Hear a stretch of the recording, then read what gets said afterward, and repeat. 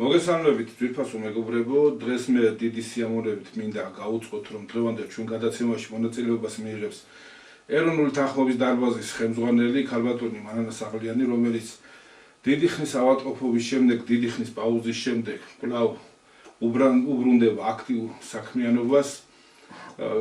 ქალბატონი მანანას ალბათ საქართველოში ბევრი ადამიანი იცნობს, მოყოლებული ეროვნული მოძრაობიდან, მოყოლებული უკანონო ჰესების წინააღმდეგ წამოწყებული ბრძოლიდან,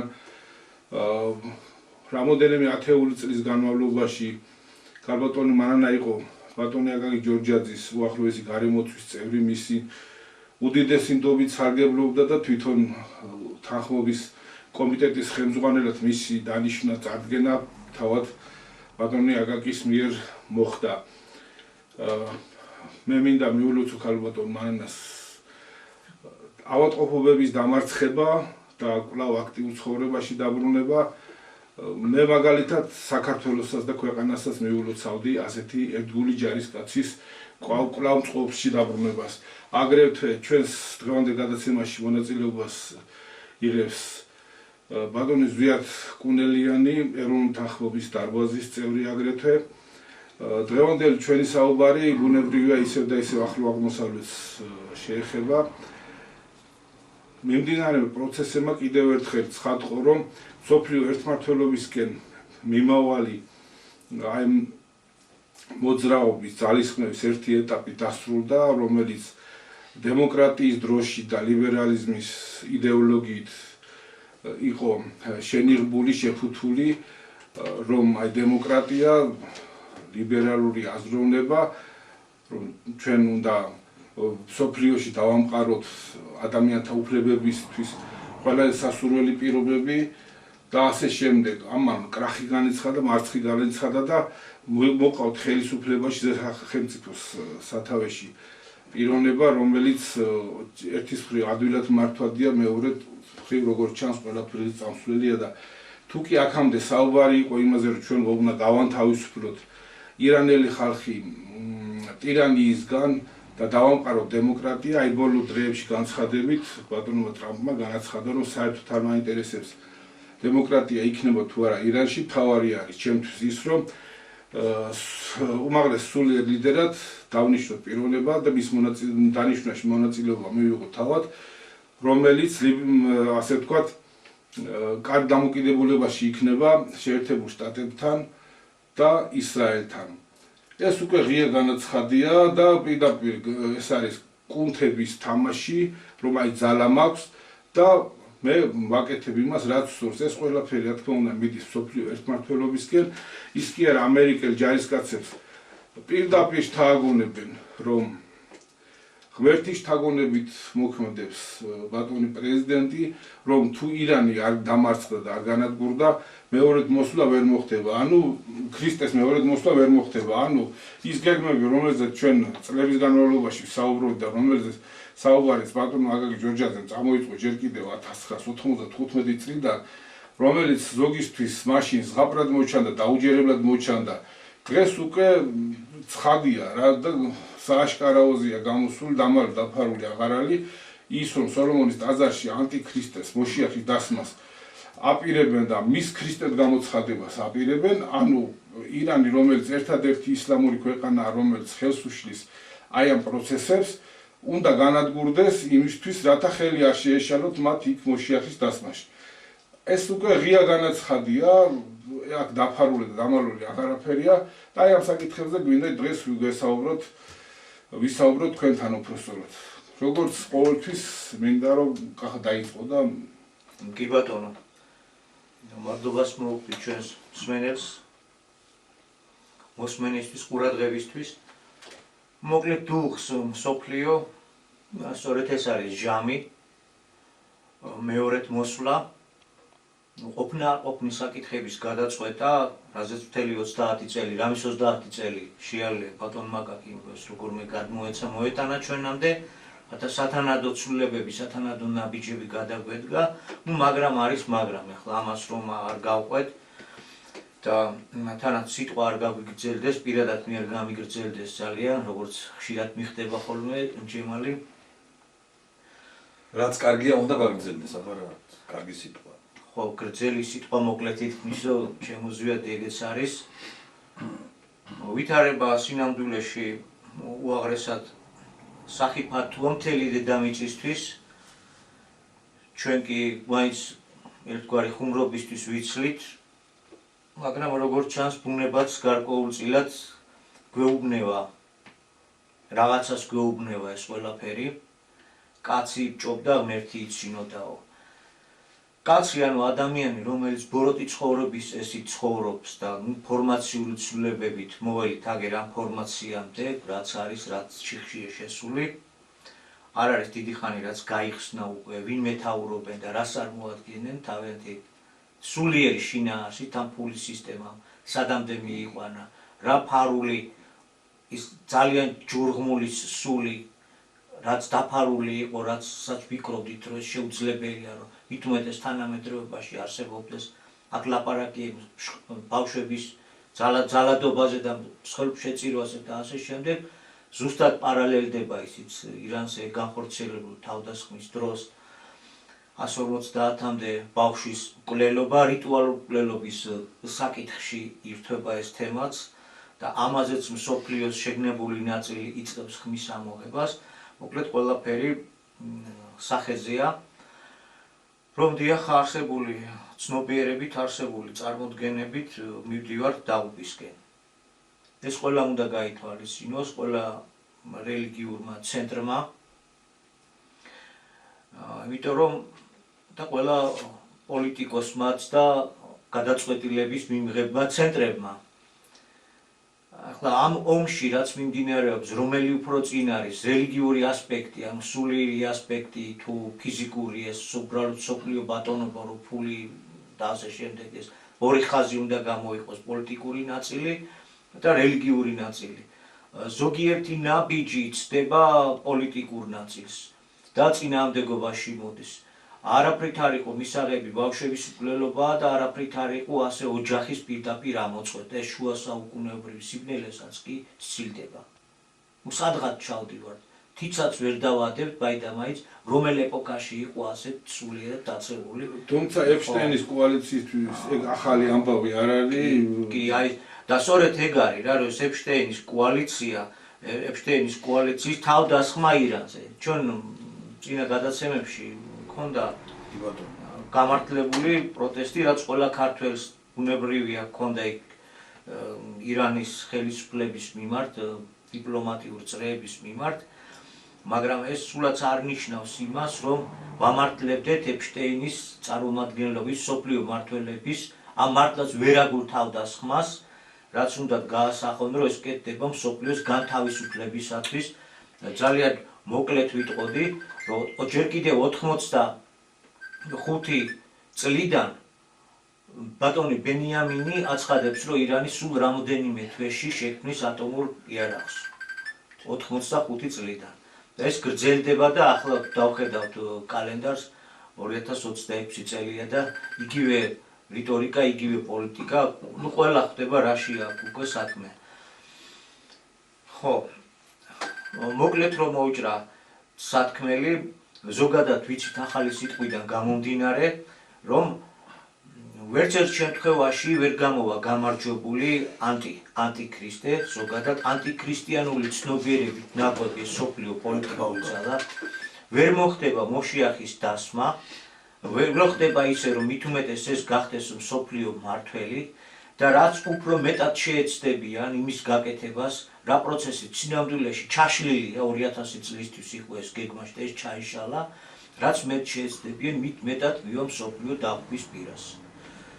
აი ეს არის, იმიტომ რომ საწინააღმდეგო მხარეც ასევე რელიგიური იმით არის უკვე განწყობილი, ამ მიმდინარე სასტიკესმა და ვერაგულმა თავდასხმამ ეს ყველაფერი გადაზარდა ირანში უკვე რელიგიურ ომში, აქ უკვე არა ფიზიკური საკითხები, აქ სულიერი საკითხები წინ წამოწეული, უკან დამხევი არ არის, შეიძლება ითქვას, დღეს ალბათ როგორც არასდროს ისეთი ერთიანი გახდა ირანი. მიუხედავად თავისი ისტორიული სხვადასხვაობისა და ეს არა მარტო ირანი, იმიტომ რომ აიათოლა მარტო ირანის სულიერი ლიდერი არის მთელი შიიტური სამყაროსთვის ავტორიტეტი, რომელთაც უკვე როგორც წამებული ისი აღესრულა და ამ შიიტური სამყაროს ლიდერის ირგვლივ სუნიტური სამყაროც არჩება გულგრილი და ყველა ეს არაბული სახელმწიფოები, სადაც მონარქიებია და ისეთი ძალიან მახინჯი სისტემა, ძალიან კარგად გრძნობს თავს ამ მსოფლიო მმართველების გვერდით, არა და დაბლა მონობაში ყავს თავისი ხალხი.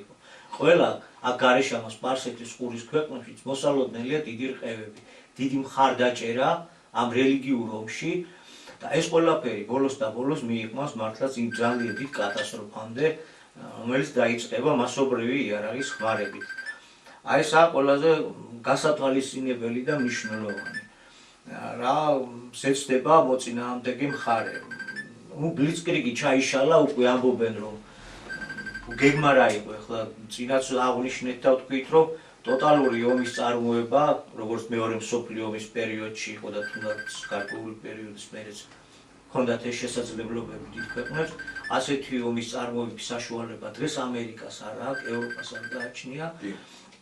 ამიტომ ამათი ომი გათვლილია საჰაერო დარტყმებით, ეგრეთ წოდებული ბლიცკრიგით. ბლიცკრიგიც არ ამართლებს იციან, ამიტომ გადავიდნენ პირველი პირების პირდაპირ ლიკვიდაციის გეგმებზე, ანუ ტერორი გახდა სოფლიო პოლიტიკის საფუძველი, რაც ძალიან საკიფათო და ძალიან სამწუხარო ამბავია, მაგრამ მადუროს საკითხი ვიცით, მაგრამ ირანი ძალიან მაგარი კაკალი აღმოჩნდა, ბლიცკრიგმა არ გაამართლა. ირანი ეს უბრალოდ არ არის 92 მილიონი, ეს სულიც არის. ეს არ არის მხოლოდ ჰიპერგერითი რაკეტები, რაც შეძლო ტექნოლოგიებით. აქ სული ჩაირთო უკვე, თავდადებული სული ღვთისათვის, რელიგიურ ომში არის გადასდილი და ამიტომ ამისი ძლევა ისე როგორც უნდათ ვერ გამოვიდა. ახლა ეცდებიან რომ გარეშემო ყველა ქვეყანა რამენაერად ჩააბან. მოადნა ეს ცნობებიც გამოდის, ძალიან ცდილობ ბენიამინ ნეთანიაჰუ, ისრაელის და ამერიკაც ასევე რომ სპარსეთის ყურის ქვეყნები და არა მარტო მთელი კავკასია, ჩვენი აზერბაიჯანი ჩააბან ამ საკითხებში, ამ ომში, ევროპის ქვეყნები ჩააბან, მაგრამ სათანადო კოალიციის შექმნის პერსპექტივა არ ჩანს. ამის ნათელი დადასტურებაა სწორედ თუნდაც ესპანეთის პრემიერის ძალიან მკვეთრი და ძალიან სწორი განცხადების გაკეთება. საკმაოდ დროული. ხო, რომ არ გავაგრძელო ამ მიმართულებით, ის კოალიციაც ვერ იქმნება და ეს ბრძოლა გადადის უკვე სხვა დაპირისპირებაში და საიდანაც გამარჯვებული ვერ გამოვა დასავლეთი თუ დროულად არ გაჩერდება. ეს არის ძალიან მნიშვნელოვანი და ჩვენი ქვეყანა რა თქმა უნდა არ უნდა იქნას ჩაბმული, საგულისხმოა რომ ბოლო დროს გაკეთა ვიზიტები საქართველოს წარმომადგენლობის, კარგა ხანია რაც სტრატეგიული პარტნიორობას კვლავ თავაზობთ და დღევანდელი ტრამპის ადმინისტრაციასთან სტრატეგიული პარტნიორობა ვიცით და ყოველგვარი მიკი-ბოკიბის გვარეშე რა მოთხოვნა იქნება დაყენებული. ეს არაფერს არ ერიდებიან, ყველაფერი ღიად და აშკარად ხდება. ესე რომ ჩვენ კვლავ იმ პოლიტიკით, რაც შემოთავაზებული იყო გადარჩენისთვის საგარეო მიმართულებით ნეიტრალიტეტით, ჩვენ ამ გზით არ წაველით, ჩვენ პოლიტიკა, საგარეო პოლიტიკას ქვია უფრო მეძავის პოლიტიკა, უფრო ასეთნაირად შეიძლება გააშუქო და აი ასეთ პირობებში ამერიკელები ძალიან მკაცრად მოგთხოვენ და მკაცრად დაგვიყენებენ საკითხებს. ეს კი იქნება საქართველოს სრული განადგურების დასაწყისი. არავით არის სიკეთეს მხარი არ არის ამ შემთხვევაში. ეს ისრაელის თავდასხმა და ამერიკის ამბები პირიქით ანტიებრაული განწყობა აგორებულია და კიდევ უფრო მეტად აგორდება და იქნება საფრთხე რომ მთელი ერი დაღუპვის წინაშე დადგეს. აი ამის საფრთხე იქნება, იმიტომ რომ სიონისტური პოლიტიკა, როცა ხდება მთელი სახელმწიფოს ძირფესვიანი პოლიტიკა, სიონისტური, აგრესიული, ფაშისტური, ნაცისტური პოლიტიკა და ამაში აბავ ყველა შენს თანამოქალაქეს მთელ ერზე გადაგაგ და ძალიან დიდ საფრთხეს უქმნის ებრაელი ერის არსებობასაც. ასე რომ ერთი ნაწილი, როდესაც გეგმავს საქართველოში უკან დაბრუნებას და ფაქტიურად ეს ქალაქების შენებლობას მაგათვის არის წამოწყებული, ამას კიდე ცალკე გარჩევის საკითხია, გაერთიანებული ემირატებში რა ხდებოდა, რატომ გაიბილიკეს ამ ხელისუფლების წარმომადგენლობა იქ, ხო, სად მოიკალათ ეს, იქ რა გეგმებია და როგორ არის, ეს კიდევ ცალკე შენობის საგანია და არ უწერია მათ გეგმებს ასრულება. ვერც საქართველოში ვერ მოიკიდებენ ფეხს. და ყველაფერი კი შეიძლება განადგურდეს თუ არ გაითვალისწინებენ იმ ბაბავს, რომ სწორედ ეს ის დროა, როცა ჩვენი ყოფნა არ ყოფნის საკითხი წყდება და არსებული შეხედულებებით, აქ როგორც რელიგიური შეხედულებები, ასევე პოლიტიკური წარმოდგენები და გეგმებით, უნდა მივიდეთ დაღუპვამდე. აი ეს ამას მივიღებთ. თუ გვინდა რომ ბიბლია ისე ვიკითხოთ, როგორც აქამდე ვკითხულობდით. მე დიდ ცენტრებზე მაქვს ლაპარაკი, საიდანაც მოდის სწავლებები რელიგიური. ბიბლიის 1000 გვარი წამკითხი არიან, ასევე სახარებების, მე სხვა რელიგიებზე რომ აღარაფერი ვთქვა, თუ მასე გვინდა, რომ გინდა თუ არა ანტიქრისტე უნდა დააჭდეს და მე გაირკვევა ქრისტეს საკითხები და რაღაც, აი ეგ არის ზუსტად დაღუპვის გზა. და რაშია გადარჩენის საკითხი? ესეც მოწოდებულია. გადარჩენის საკითხი გადის ბოროტების გზის დაგდებაში. ეს არ ვიცოდით. ეს მოცემულობა თუ არსებობდა, რა იყო და როგორ იყო ეს დეტალური ცნობებია, როგორ უნდა გადარჩენ.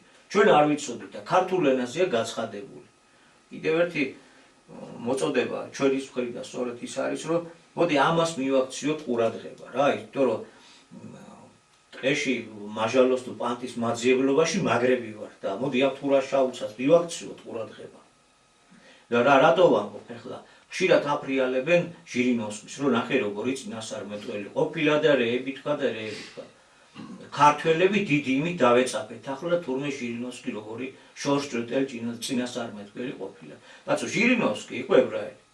იმ მაღალი წრის ერთ-ერთი წარმომადგენელი, რომელსაც ევალებოდა აი გარკვეული გეგმების გარეთ გამოტანა. რასაც ჟირინოვსკი ამბობდა, ეგ იყო გეგმები პოლიტიკოს და ერთდროულად ამ რელიგიურ დავარქვათ ფანატიკოსები, რელიგიის სულიერების წარმომადგენელი ზემსოფლიო ელიტის მიერ ჩამოყალიბებული გეგმები, რაც უნდა განხორციელებულიყო. და ისინი გამოჰქონდა გარკვეული პოლიტიკური მიზნებიდან გამომდინარე, მას შემდეგ რაც წითელმა მასონებამ, კრემლში მოკალათებულმა მასონებამ დაინახა, რომ შავმა მასონებამ დაურღვიეს შეთანხმებები და თავისი თავი მომავალ მსოფლიო ერთმართველობაში ვეღარ დაინახა. იმის მერე გახდა საჭირო სამზარეულო საკითხების გარეთ გამოტანა ჟირინოვსკის პირით. დასმენა, ასე ვთქვათ. ხო, აი ეს იყო და ყველაზე მთავარი მამხილებელი კიდევ რაც იყო, საქართველოში დაიწყო. ყველაზე მნიშვნელოვანი რაც არის კაცობრიობისთვის საქართველოში დაიწყო. და ეს პროცესი არის სწორედ სიტყვის მოსვლა. მეორედ მოსვლას რო ეძახით ეს ჩვენთვის მაინც ისევ რაღაც გულუსით მოცული რაღაც პროცესია, მაგრამ ის სიტყვა გვაქვს მიღებული ღვთისგან, რისი მოთხოვნების აღსრულების შემთხვევაშიც გადარჩენის გზას დაადგება როგორც ჩვენი ქვეყანა, ასევე დანარჩენი კაცობრიობაც. და თუ რა იყო მოსალოდნელი წინააღმდეგ შემთხვევაში, მაგაზეც რაც საჭირო იყო რომ ვცოდნო და ჯერ პირველ რიგში ქართველებს გავიმხილა. ეგ ჟირინოვსკის ამბები და რაღაცები მოგვიანებითია უკვე. როდესაც დაინახეს რომ ჩაიშალა ის რაზეც შეთანხმებები 70-იან წლებიდან უკვე მიღწეული ჰქონდათ, აი მე მოხდა ეგ. ასე რომ მანამ გარე დავდივართ ისევ აზრობრივად, აქ გვაქვს ყველაზე ძვირფასი, ჯერ კიდევ არის შანსი და შესაძლებლობა, რომ დაღუპვის გზიდან შემოატრიალოთ ქვეყანა. გამიგზელდა სიტყვა აპატეთ, მაგრამ მეორე საკითხი მინდა შემოვიტანო ამავე დროს. შიგნით მიმდინარეობს დებატებს დავეწაფეთ, ხაზი გავუსვით, რომ კამათი ეშმაკისა არ არის. კარგი. აი ბოლო გუშინ იყო ესეც ვრცელი საუბრის საფუძველი შეიძლება გახდეს გუშინდელი დებატები. მოკლედ ვიტყოდი მანანა ბოლოს აფქრივიშვილმა, ქალბატონმა, ახალგაზრდა გოგონა მინისტრმა ასეთნაირად ერთ-ერთ პატივსაცემ პიროვნებას ასეთნაირად დაუქადნა, ახლა მოემზადებო, რომ ნამახვანსაც ავაშენებთ, ყველა ჰესებს ავაშენებთ და ასე შემდეგო და ამ პროექტს, რასაც ვახორციელებთ, ხალხო არავით არის ნაკლი არ გააჩნიოს, არის უმციკლო და უნაკლო პროექტიო. რა თქმა უნდა, უცხოელებისთვის რომ არაბულ თუ ებრაულ ქალაქებს ხო ჭირდება განათება ელექტროენერგია, სუფთა წყალი და ასე შემდეგ. კი. კი ბატონო. ფაქტია, რომ მივიღეთ ჩვენ ეს დიდი ომი, რომელიც ფაქტიურად მესამე მსოფლიო ომი მიმდინარეობს. ვისაც ვერ წარმოვიდგინ აგერ სახეზე არის და ახლა ამ პროცესიდან როგორ უნდა გამოვიდეს ამერიკა და ისრაელი რომ სახე შეინარჩუნოს ეს ერთი საკითხი ხო არ მარცხის აღიარება თუ გავითვალისწინებთ ამ პარტავნებას და მათ ფსიქიკურ მდგომარეობას მარცხის აღიარება მათი მხრიდან ნაკლებად მოსალოდნელია და წარმოუდგენელიც გია. ნუ ამ გზით რომ სახმელეთო ოპერაციების გარეშე საბოლოო გამარჯვება და წარმატებას ვერ მიაღწევენ ესეც ფაქტია და ისიც ფაქტია რომ სახმელეთო ოპერაციები საბოლოოდ დაასამარებს მათ პრესტიჟს, ავტორიტეტს და მათ შორის ძლიერებას, სამხედრო ძლიერებას. ძალიან დიდი მსხვერპლი შეიძლება გამოიწვიოს. როგორ უნდა გამოვიდეს აქედან, როგორ წარმოგიდგენთ. ხო არ მივა ეს ყველაფერი იქამდე რომ ბოლოს და ბოლოს ისრაელიდან ამერიკა ბირთვული არახს იხმარს და ნუ საერთოდ ჩვენ რა თქმა უნდა ბირთვული გავრცელებლობის მომხრე ვართ და საერთოდაც არავის არ გქონდეს ასობრივი მოსპობის იარაღი სოფლიოში, მაგრამ თუ ვინმეს არ უნდა გქონდეს, პირველ რიგში ეს არ უნდა გქონდეს შეერთებულ შტატებს, რამე თუ ერთადერთი ქვეყანა რჩება დღემდე, რომელმაც უკვე იხმარა და გამოიყენა.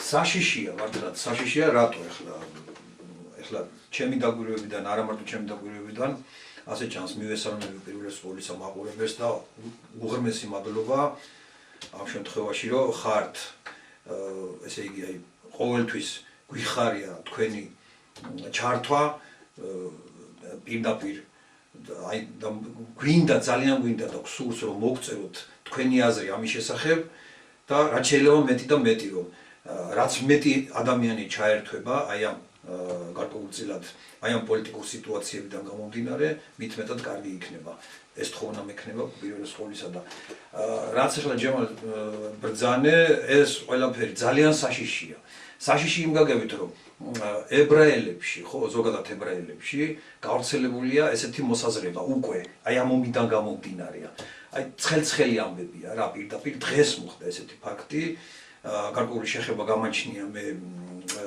მატარებლების მიმოსვლასთან დაკავშირებით და თბილისის ბათუმის მატარებელზე ასეთი ფაქტი მოხდა.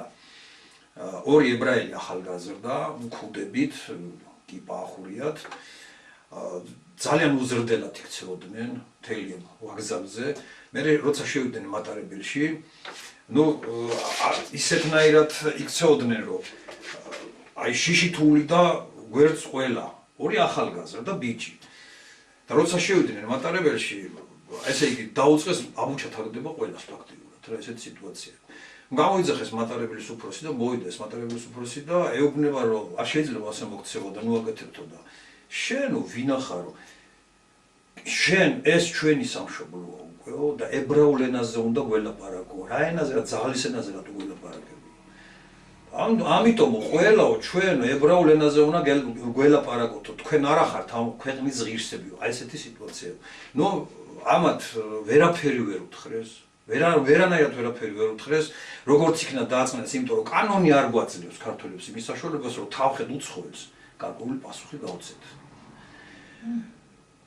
რა ვიცი, პირადად მე მქონდა 2015 წლის ესე 2015 წლის ფაქტი მინდა გავიხსენო რომ ერთ-ერთ მიმოწერა მქონდა ერთ-ერთ ებრაელთან რა ჯერ ეს კიდე მაშინ და ეხლა რა უნდა იყოს წარმოიდგინე როგორი აფექტში არიან ესე იგი აი აღტკინებულ აფექტში არიან რომ ეხლა ჩვენ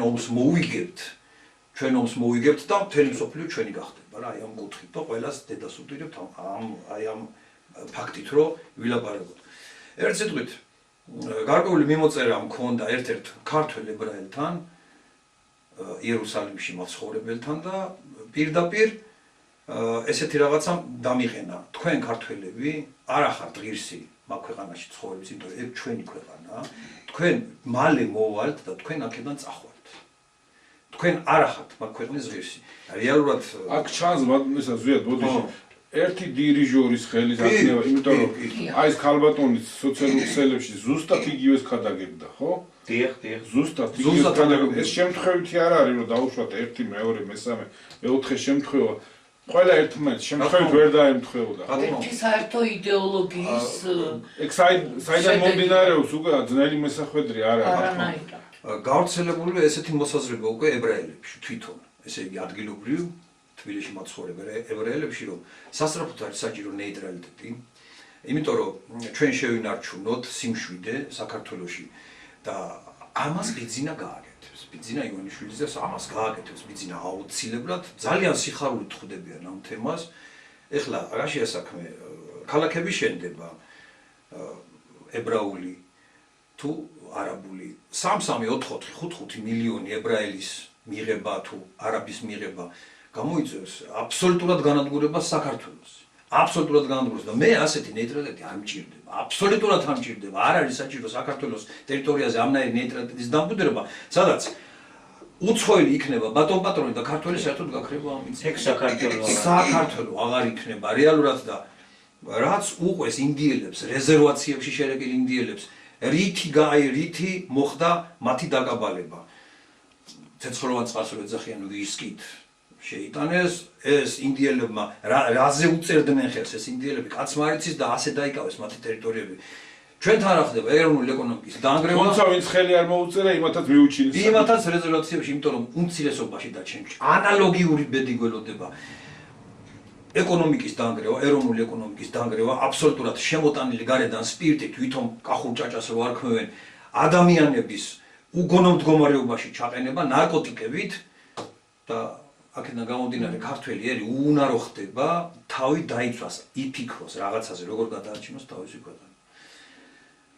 არ არის ეს ასე ხალხო და ჩვენ უნდა რაღაც გავაკეთოთ სასწრაფოდ უნდა ამ შემთხვევაში შევიკრათ ერთი აზრით კიდევ ერთხელ ვამბობ ძალიან გთხოვთ მოგწერეთ პირადი თქვენი აზრები აი პირად იმაში და ძალიან გთხოვთ ვიაქტიუროთ იმ გაგებით რომ ცოტა ხანში ჩვენი არსებობა ალბათ დასრულდება კიდევაც თუ ასე გაგრძელდება ოდიში თუ ძალიან გამიძებნა არა მარტო ჩვენი ხელისუფლებამ საკმაოდ თავისთვის მონგებიანი ფორმატი მოიგონა, რასაც ქვია დებატები, სადაც თავს როგორც თევზი წყალში საკუთარ მოედანზეა და იქ ისე ხდება საუბრის წაყვანა და გაშლა, რომ ახერხებს ხელისუფლება გადაფაროს თავის დანაშაულებრივ საქმიანობა, რაღაც ბუნდოვნება ის ელფერში ახვევს იქ საუბარს და რაც არ უნდა ასე ვთქვათ მონდომებული ადამიანი იყოს, რაც არ უნდა პატიოსანი ადამიანი იყოს, მოპირდაპირ მხარე უჭირს რა საუბრის წაყვანა იმნაირად, რომ დადოს ფაქტები და იქ გაფანტვა ხდება, ის აზრების გაფანტვა ხდება და საბოლოო ჯამში მსმენელი ვერაფერსაც ვერ იგებს. ჩვენი მიზანი არაერთხელ გვითქვია, არის აი უკვე დადებული ხელშეკრულებების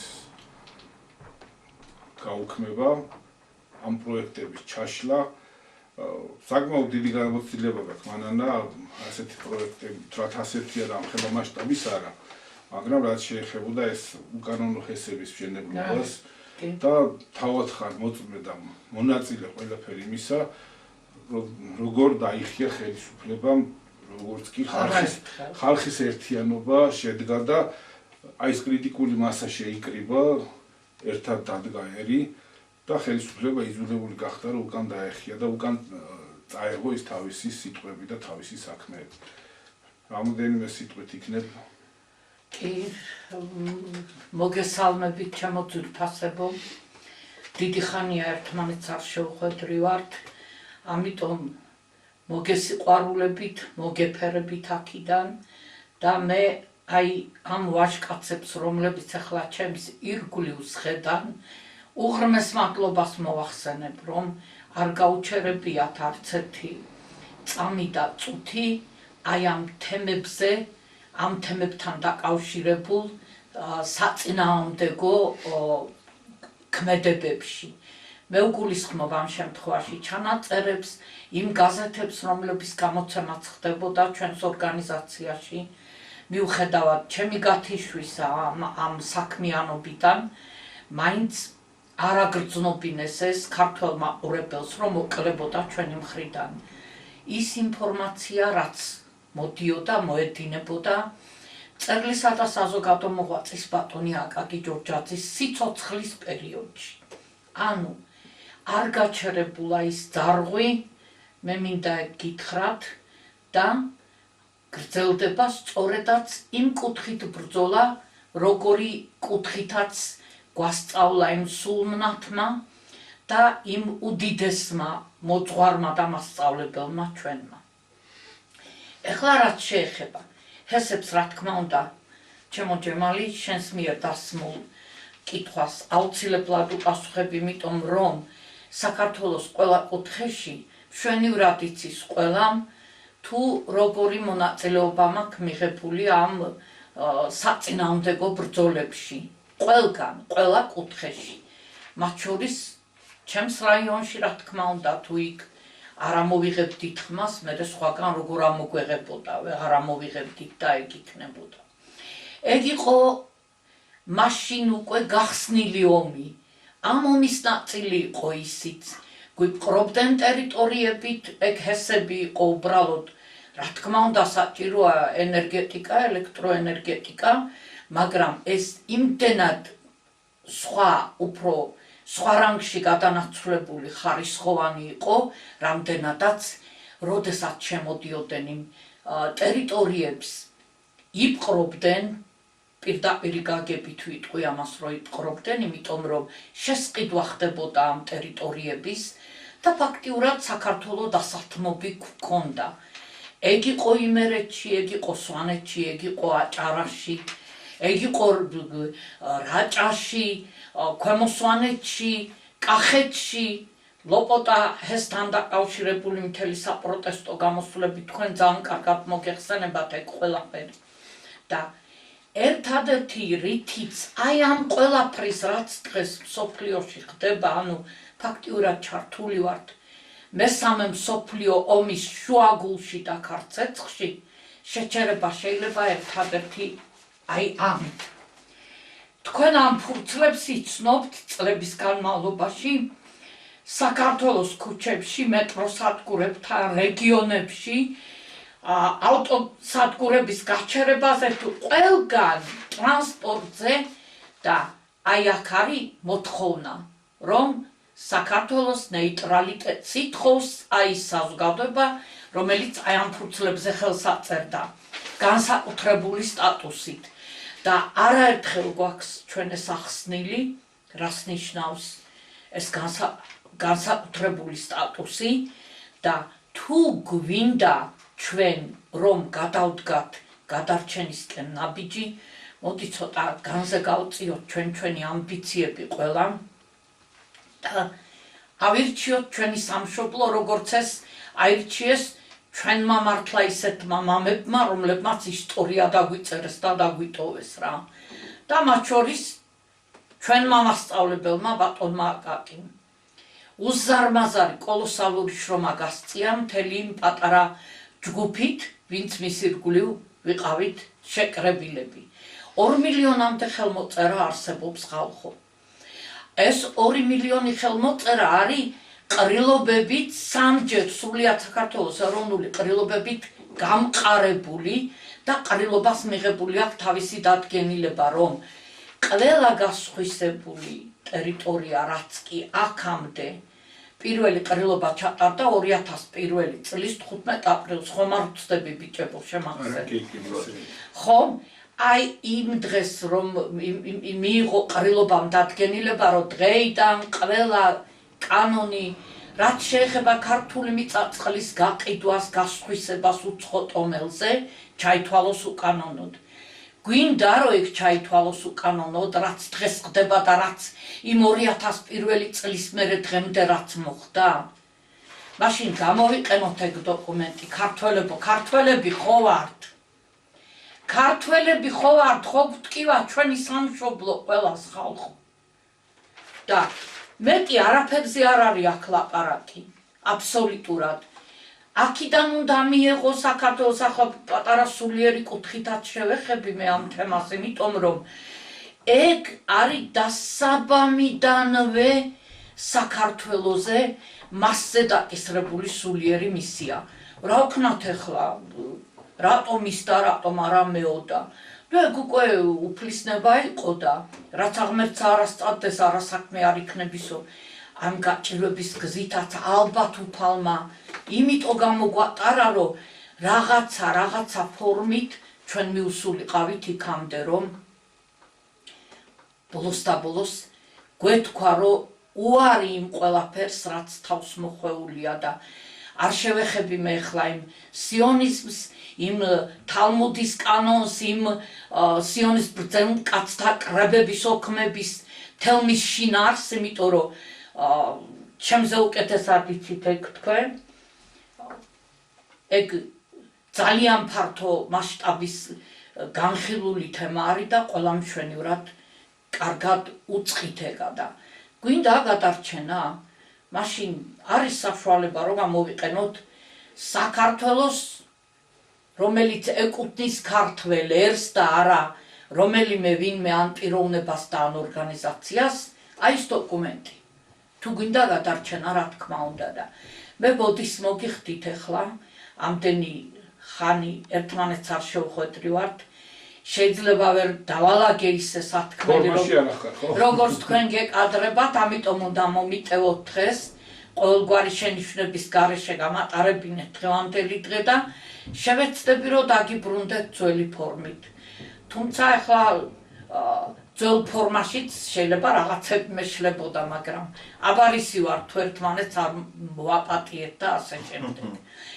დავიწყოთ ბრძოლა მიუხედავად იმისა რომ შეიძლება ვდგევარ როგორც ნახევარი ადამიანი ამ ბრძოლაში ვდგები ბოლომდე ერთი რამ მესმის რომ ერთი სიცოცხლე მოგცა უფალმა ის სიცოცხლე უნდა მოახმაროს საკუთარ სამშობლოს აბა კეთილი ჩვენი შეხვედრა დღევანდელი და კიდევ ერთხელ ბოდის გიხდით გავმართავი ჩემი საუბრისთვის გეფერებით გესიყვარულებით და ყოველივე სიკეთეს გისურვებთ.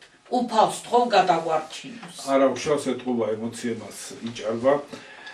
ნუ ხელისუფლებამ გადაწყვიტა რომ მოსახლეობის გასაჩერებლად, წინააღმდეგობის გასაჩერებლად მთელი ეს სახელისუფლო რეპრესიული აპარატი აამუშაოს.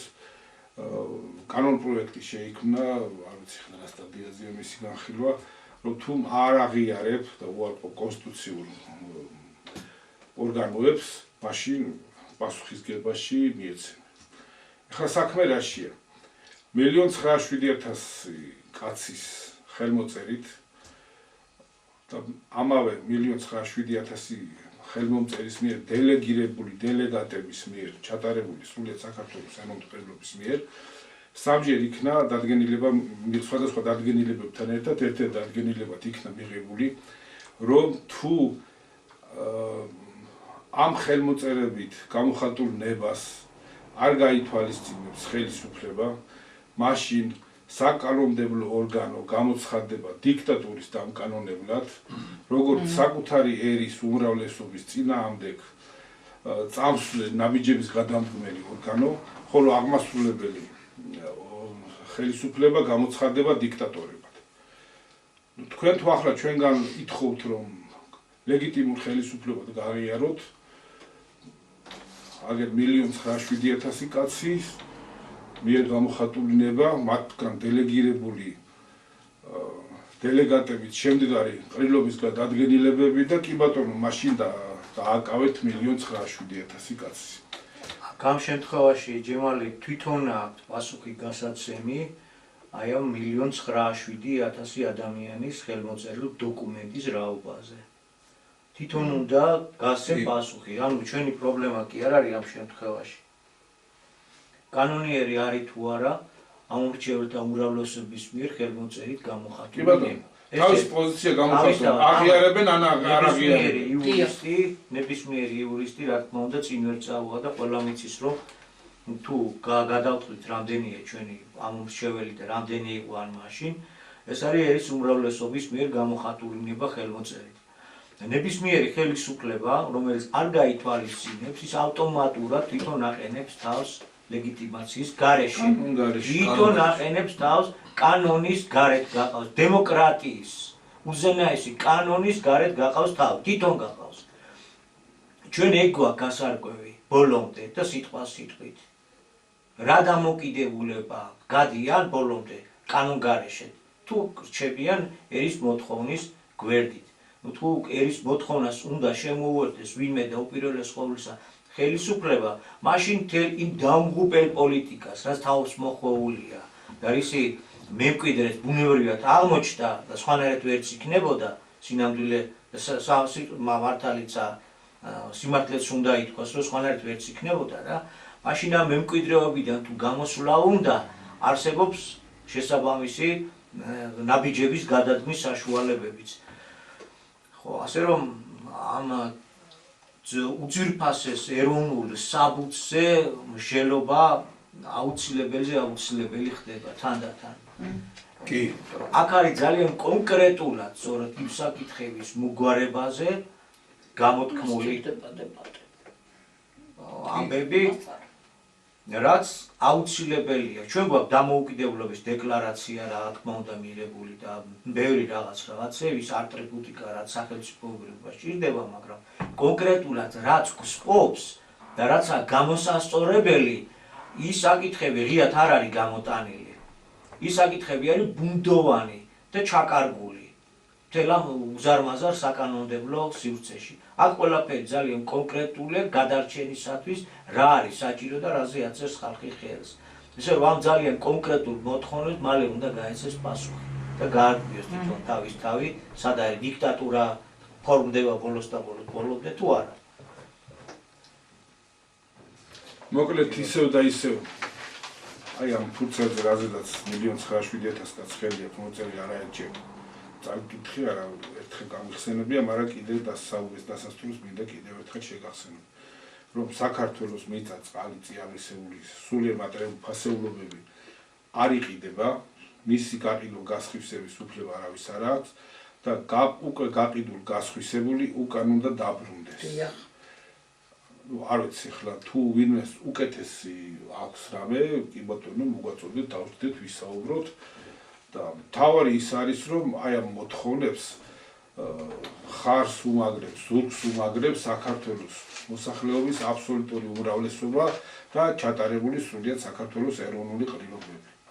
მე მგონი ახლა ჩვენი დრო დასასრულისკენ მიდის დავამშვიდობთ ჩვენს სვენერს, მაყურებელს, მადლობა მოუხადოთ ყურადღებისთვის. ჩვენ კვლავ შევხვდებით ერთმანეთს, მადლობთ ყურადღებისთვის. უღრმესი მადლობა დაგემშვიდობებით და მომავალ შეხვედრამდე გაიხარეთ. მომავალში როცა შევხვდებით, დაწყნარებული ყოფილიყოს მსოფლიო. მე ამას ვთხოვდი უფალს. და თქვენც ეს გაგცათ ხო არის უფალთან დარწმუნებული ვარ, ამაზე წინ არაფერი. ნახვამდის. მადლობთ ყურადღებისთვის.